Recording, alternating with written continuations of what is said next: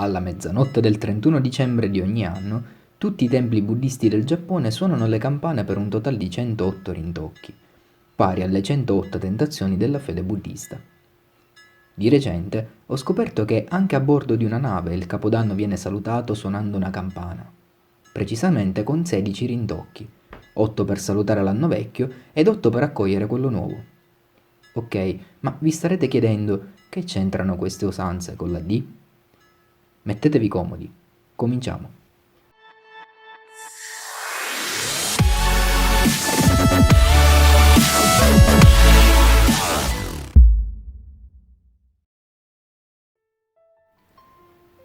One Piece è prima di tutto la storia di un viaggio, il viaggio di una ciurma sgangherata ed eterogenea di personaggi pittoreschi che inseguono i propri sogni attraverso l'esercizio di una pirateria decisamente poco convenzionale. Una pirateria che potremmo definire liberatrice. Basta guardare il protagonista, Rufy, per capire che Eiichiro Oda si è lasciato sedurre dalla favola del pirata romantico e vendicatore di salgariana memoria. E come lui, generazioni e generazioni di lettori cresciuti sulle storie de Il Corsaro Nero, Il Re del Mare e Le Tigri della Malesia. Ma la storia della pirateria, quella vera, quella non romanzata, non è una storia felice. Basti pensare all'Olonese che usava tagliare mani e piedi agli spagnoli catturati, arrivando persino a mangiare il cuore di uno di essi davanti agli occhi attoniti dei compagni. O a Rocky il brasiliano che faceva arrostire alcuni prigionieri e obbligava gli altri a nutrirsi dei loro corpi. Oppure ancora ai più recenti discendenti delle antiche tigri della Malesia, autori di stupri e stragi sanguinose. I pirati erano esattamente come li definì Marcus Rediger, canaglie di tutto il mondo, ramatori evasi dalle galere, eretici perseguitati, ex detenuti, disertori, contrabbandieri, fanatici e delinquenti.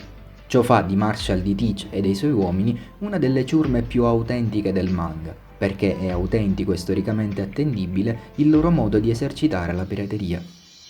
Nonostante la D nel nome e la fede nei sogni negli uomini, infatti, Teach non è mai stato estraneo alla malvagità. Proprio per questo motivo, tuttavia, non può essere lui il pirata che Roger stava aspettando. E questo lo sappiamo con certezza. È chiaro dunque che in One Piece, come in molta della narrativa a tema di matrice libertaria che ha scoperto nelle repubbliche dei pirati il regno dell'utopia e della rivoluzione sessuale, si assiste ad un romantico sovvertimento della storia, volto a far sopravvivere nel cuore dei più strenui sognatori la favola del pirata liberatore, inteso proprio come giustiziere dei mari. È così che potremmo definire Rufy, ancor prima di futuro re dei pirati, ed è così, come vedremo, che possiamo definire anche Joy Boy.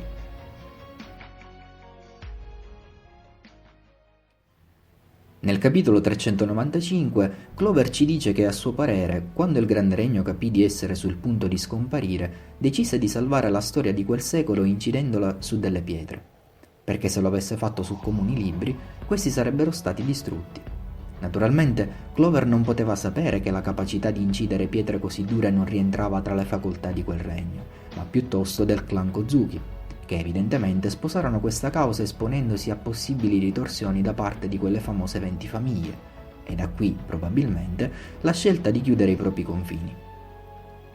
In altre parole, il Grande Regno aveva dei nemici decisi a tutto pur di cancellare in ogni modo la sua pericolosa eredità.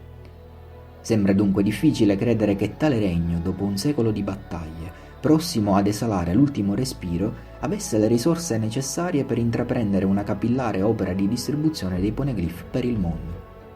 Deve dunque averlo fatto qualcun altro, qualcuno che è andato ben oltre la semplice distribuzione di tali pietre lungo la Grand Line. Questo qualcuno, in modo assolutamente piratesco, ha infatti creato una enorme caccia al tesoro, piazzando la sua eredità e quella di quel regno sull'isola più difficile da trovare. La leggenda di questo enorme tesoro, il One Piece, è sopravvissuta nel corso degli ultimi 800 anni, benché nell'immaginario collettivo fosse diventata mera fantasia, tant'è che Bellamy, a Jaya, lo inserì nel computo delle utopie da sognatori insieme alla Città d'Oro e alla Città di Smeraldo. Nel capitolo 966 Roger spiega tuttavia che una volta giunto a Roadstar si rese conto che quel tesoro esisteva davvero, dal momento che quella non era l'ultima isola della Grand Line, ma ne esisteva un'altra, la cui ricerca era stata ostacolata ferocemente dal governo mondiale, come dimostra il divieto imposto sullo studio dei poneglyph.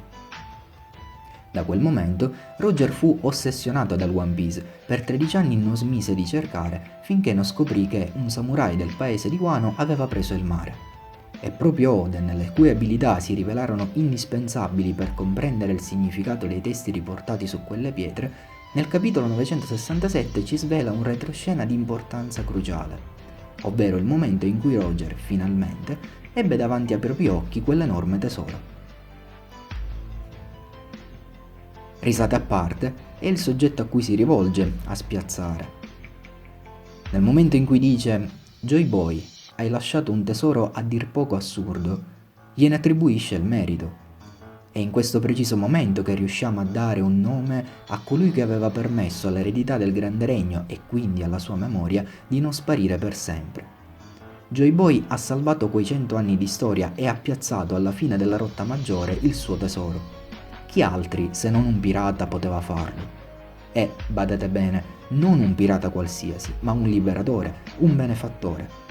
Joy Boy, come scopriremo a breve, coincide con la figura dell'eroe romantico alla Rufy di cui si parlava all'inizio.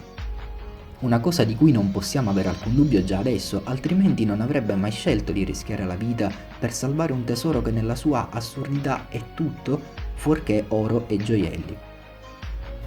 La storia di Joy Boy, come dice Roger, è una storia divertente, intimamente connessa con quella del Grande Regno e con gli accadimenti del secolo vuoto.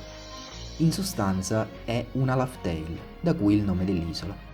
Ma mentre quest'ultimo termine è scritto in katakana perché parliamo di un nome proprio di origine straniera, il primo, usato invece per descrivere quella storia, è in kanji e hiragana ed è perfettamente identico a quello che troviamo alla fine di una canzone che conosciamo benissimo, il Sake di Binks. Il testo è stato scritto da Oda in persona e, come dice Brook, si tratta di una canzone conosciuta da tantissimi pirati delle passate generazioni, che la utilizzavano non solo per accompagnare i momenti di festa, ma anche per esorcizzare quelli più tristi. Qualunque sia la traduzione che avete letto negli anni, questa canzone trasmette in chi la ascolta un profondo senso di allegria, di gioia, ma più di tutto trasmette lo stesso senso di libertà che si percepisce nel vivere le avventure di Rufy, perché proprio come il nostro capitano, i pirati descritti nella canzone sono uomini liberi che scorrazzano per il mare non mancando di far festa. Ma nel testo originale c'è molto più di questo, qualcosa che purtroppo è andato perduto negli adattamenti imposti dalle traduzioni. Andremo allora ad analizzare alcuni versi, quelli che per noi sono di maggiore interesse, a cominciare dal titolo. Binkusu, che diventa Binks perché la U è generalmente muta, è scritto in katakana, il sillabario giapponese utilizzato per i termini di origine straniera. Come tale è intraducibile. Questo vuol dire che Binks può significare qualsiasi cosa, proprio come Raftel prima di scoprire che in realtà era Laugh-Tale. Per il modo in cui è disposto nella frase, esso rappresenta il complemento oggetto, dal momento che il no giapponese è usato spesso come il genitivo sassone della lingua inglese, per cui la traduzione ufficiale è il sake di Binks.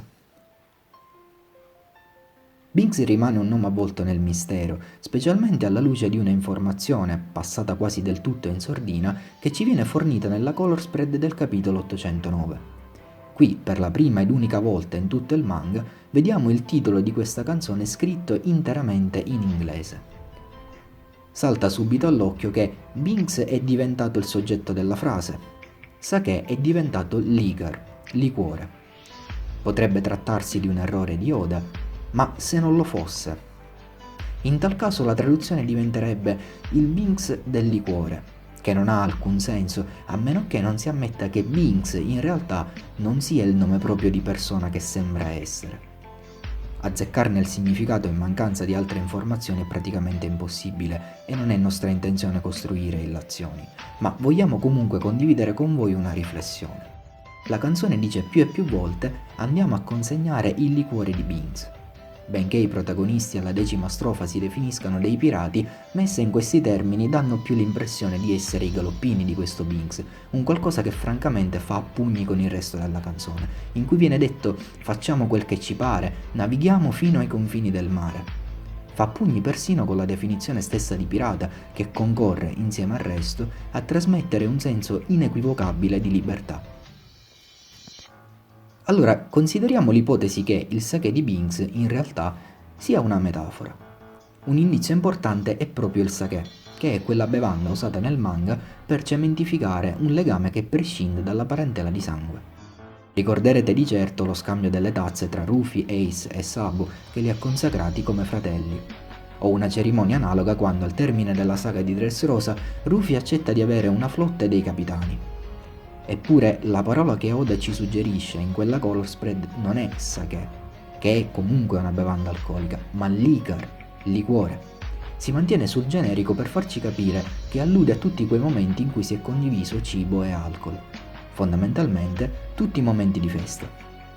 Il sake di Binks potrebbe allora essere sinonimo di amicizia, fratellanza, di legami creati davanti a del buon liquore. Il caro amico Re nel suo saggio diceva che nella scena dove a Marineford Barbabianca urla che il One Piece esiste davvero, la parola One Piece è scritta in modo da significare letteralmente il grande tesoro dei rapporti umani, il grande tesoro che lega l'umanità. E cosa lega gli uomini più di un vincolo di fratellanza? Se c'è una cosa che One Piece insegna attraverso quasi tutti i pirati incontrati fin qui è che quando prendi il mare, l'unica famiglia che conta è quella che ti scegli. Sono gli amici, i nakama, i compagni di ciurma. Sono tutte quelle persone con cui stringi un rapporto di fratellanza negli intenti, negli ideali. E nel manga questo è sempre accaduto o davanti ad una tazza di sake o più in generale davanti a del buon liquore.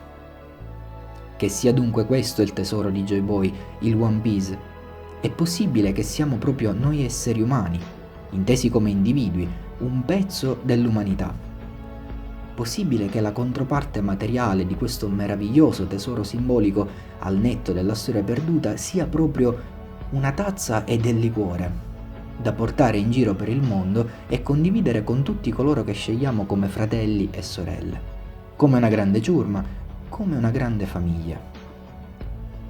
Ammettiamolo, che il lascito di Joy Boy sia una tazza del liquore fa ridere, sarebbe un tesoro veramente assurdo, proprio come lo definisce Roger. Eppure ci sta, si integra perfettamente all'interno della dimensione di quello che è il valore simbolico della canzone, finanche quello dell'intera opera. Andiamo a portare il liquore di Binks diventa quindi un invito ad edificare un mondo di connessioni umane, di legami costruttivi, esattamente come ha fatto Rufy finora. Ovunque sia sbarcato, ha lasciato dietro di sé fratelli, amici e alleati, che sono le tre declinazioni possibili di quel grande tesoro che unisce l'umanità.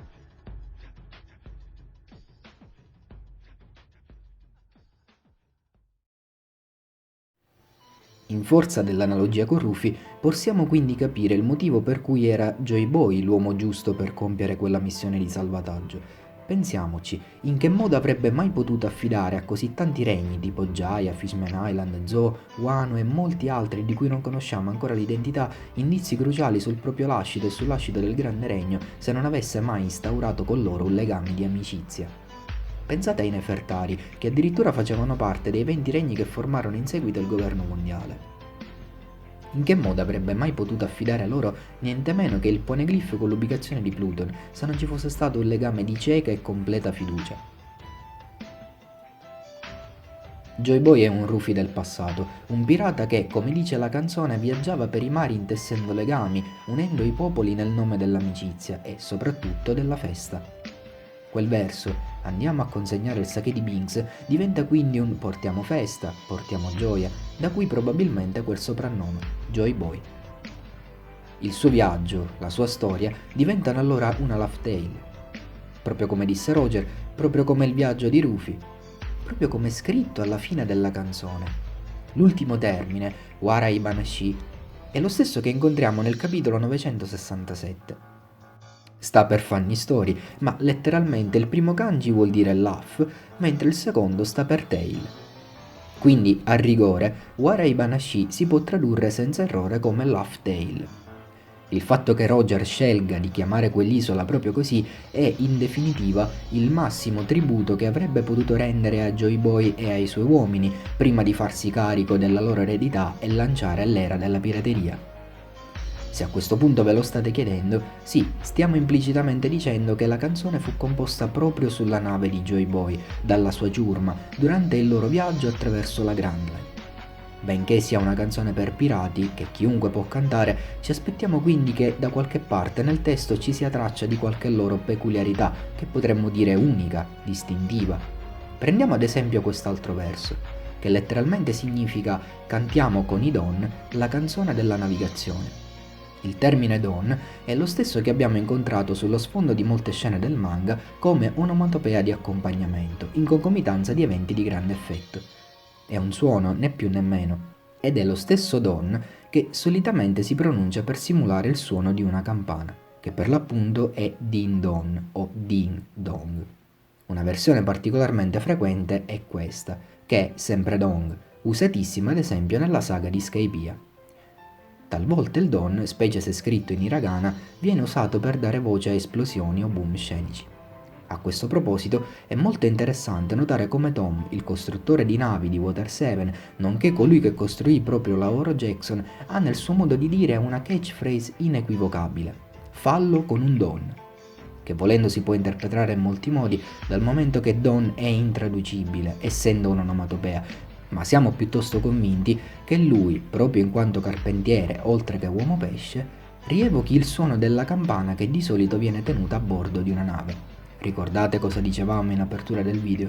E che quindi lo utilizzi per dare enfasi alle sue frasi, giocando sul fatto che Don è anche usato come effetto scenico, al pari di Boom.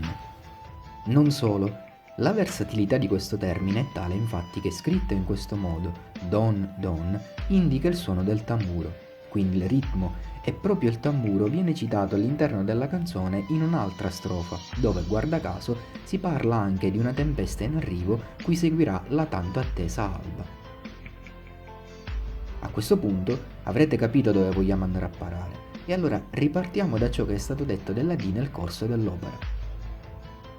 La dottoressa Curea era del parere, comune a quello dei cinque astri, che i D fossero persone pericolose.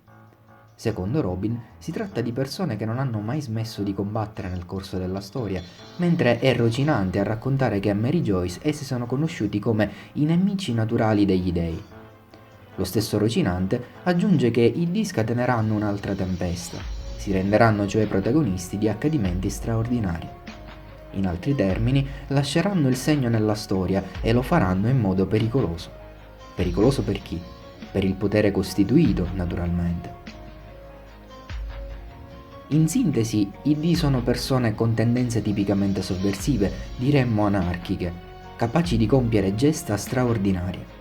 Prendete qualsiasi personaggio con la D, persino il più improbabile come Portgas di Rouge, che è stato in grado di nascondere al governo mondiale la prole di Roger facendo qualcosa di straordinario come portare Ace in grembo per 20 mesi. Oppure prendete l'ultimo arrivato, Rox di Xebec, che ha attaccato God Valley e i Draghi Celesti e che insieme ad altri due D, ovvero Roger e Garp, è stato artefice di un incidente di tale portata da richiedere una damnatio memoria non dissimile da quella che ha interessato il Grande Regno. Tant'è che, come dice Sengoku, oggi di quell'incidente e di quell'isola non si sa più nulla. Analogo discorso si potrebbe fare per Dragon, per Rufy, per Law, per Ace, per Teach, per Roger, per chiunque abbia la D nel nome. Gran parte di loro, non a caso, sono pirati, anarchici per definizione, e chi non lo è ha o ha avuto comunque inclinazioni ribelli. Ad esempio Saul, che dinanzi alla prima ingiustizia si è ammutinato, o Garp, che ha rinunciato ad avanzare di grado per non diventare una pedina nelle mani dei Draghi Celesti, o Dragon, che ha lasciato la marina per trasformarsi nell'incarnazione dello spirito sovversivo, il capo di un movimento di rivoluzione, l'uomo più ricercato al mondo. Possiamo dire allora che sono tutti personaggi accomunati, come diceva Robin, dalla voglia di combattere, di non arrendersi, di andare contro la legge se quella legge ti toglie il diritto alla libertà. In questo senso sono i nemici naturali degli dei.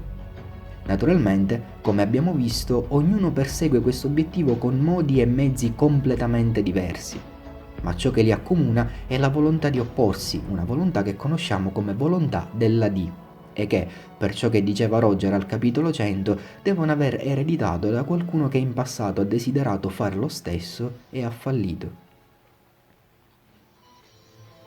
Non è facile stabilire in che rapporto stessero Grande Regno e D, se ne fossero gli eredi materiali o soltanto spirituali.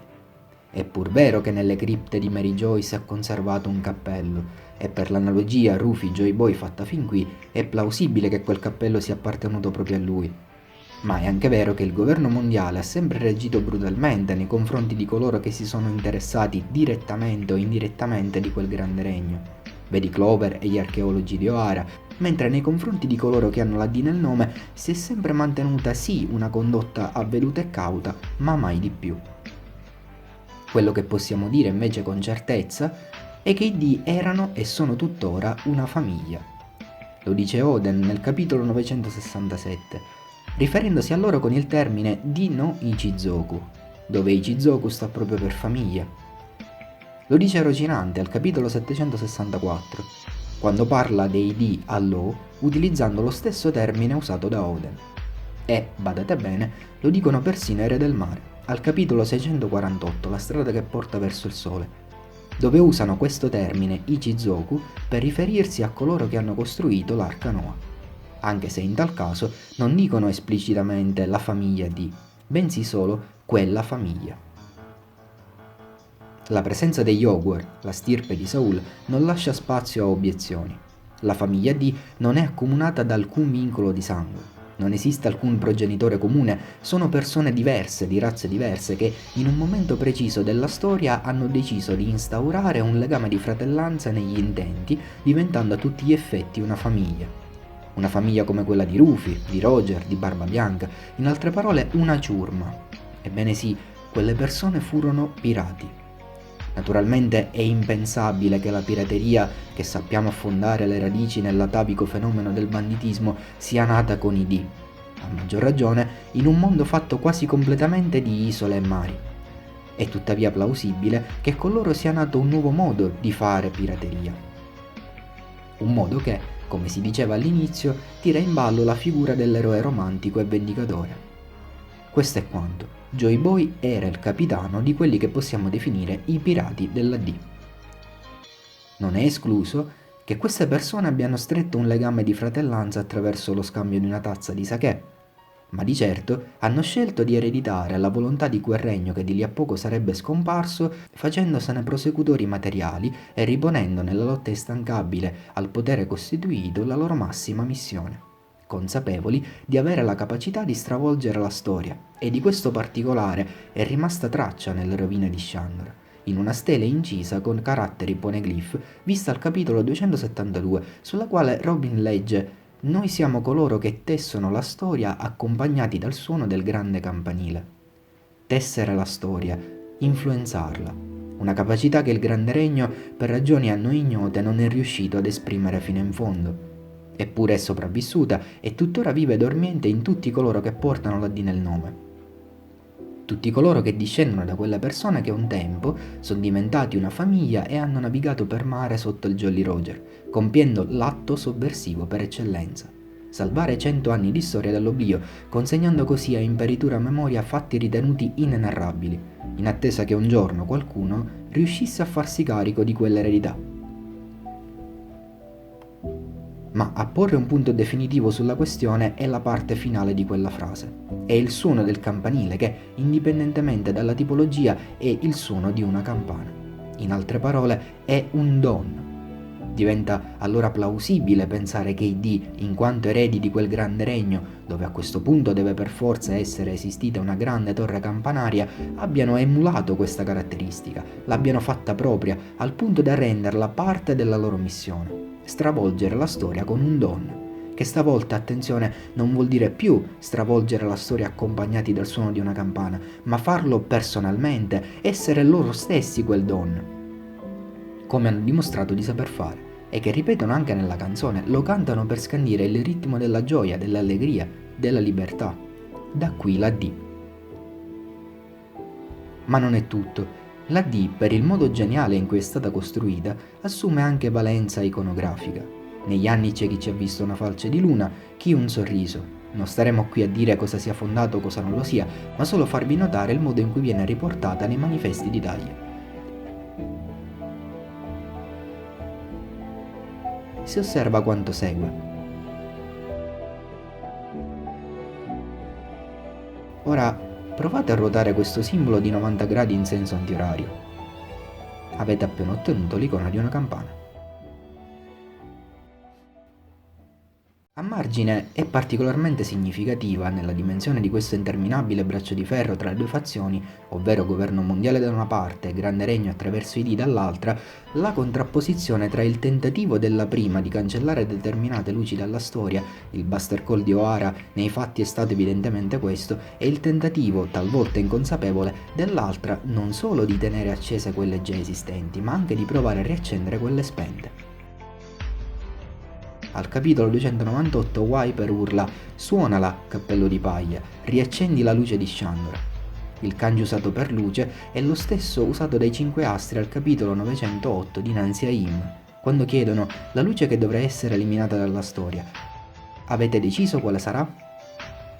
In definitiva, nel buio, nel vuoto, mai definizione fu più appropriata, che va ben oltre un secolo che stava calando sul mondo. Una ciurma di uomini, giganti e chissà cos'altro prese il mare e compì un atto autenticamente sovversivo. Si ribellò all'oscurantismo e accese delle luci, che insieme al suono don della campana, che infatti come un'onomatopea scandisce tutti i momenti più importanti del manga, avrebbero dovuto guidare gli uomini che stavano aspettando a riportare la luce sul mondo, invitando tutti coloro che soffrono a tenere duro, perché l'alba sorgerà di nuovo, proprio come dice la canzone.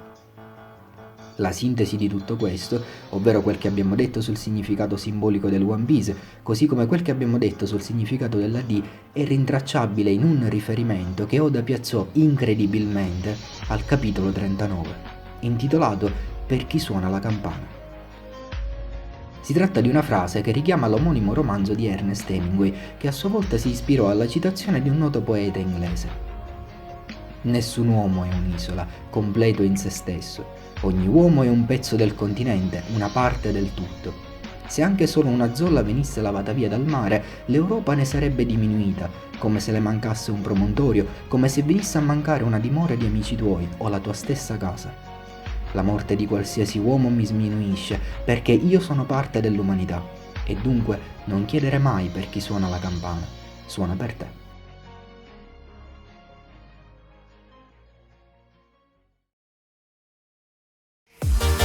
Bene, direi che adesso il minimo che tu possa fare, se non l'hai già fatto, è iscriverti al canale e attivare la campanella.